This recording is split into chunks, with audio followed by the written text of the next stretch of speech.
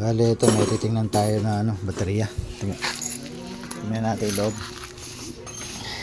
Bale, ang tatak niya blue carbon. Bale, ito yung kuha niya.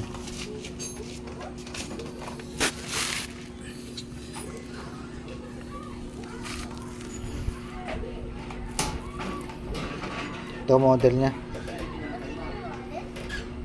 Yoyo 12200. Bali, tingnan lang natin loob. Buksan ko muna.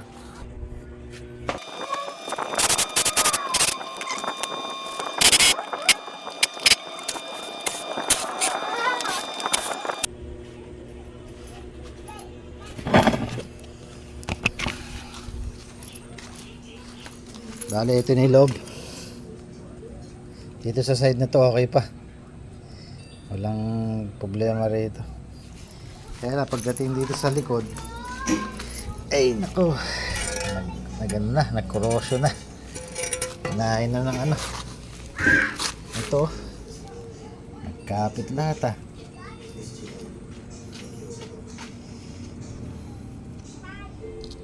Bali, yung battery niya nakalobo na. Lobo na siya. 4 na patong-patong. Kalobo. Lobo na.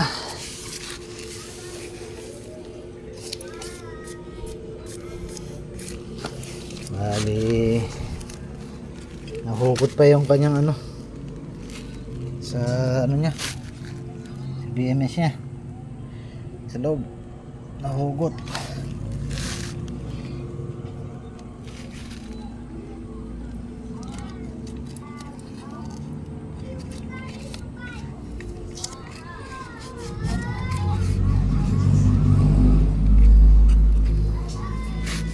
Bali, ito lilinisin ko muna ito hanggang side na ito.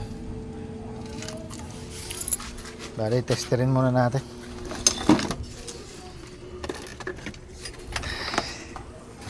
Testers, tingnan natin kung may voltahe. Bali, ito pinull charge ko na to nagkarga naman siya.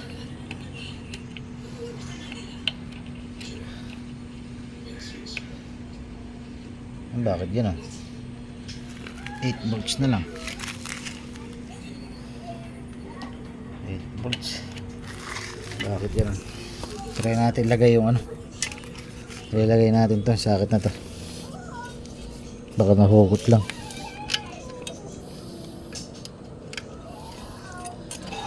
Yan, bali nakalagay na.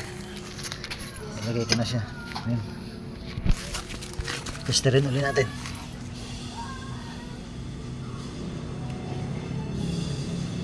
Yun. Bali meron siyang 13 volts. Bali pinover charge ko na to Kaya lang mukhang tumatakas na rin yung karga nito.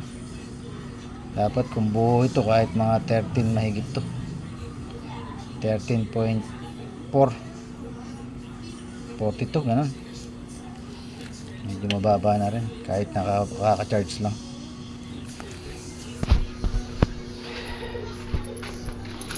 Bali, solar siya, solar battery, low carbon. Bali, yun lang, binuksan lang natin, lilinisin lang natin ng konti. Nagagamit pa naman siguro to kahit medyo nakalobo. Bigat.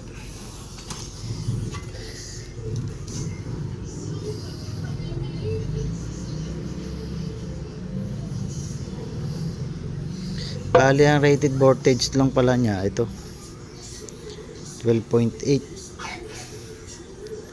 Bali po pa siguro ito. Kasi pumalo pa siya ng 13 volts mahigit.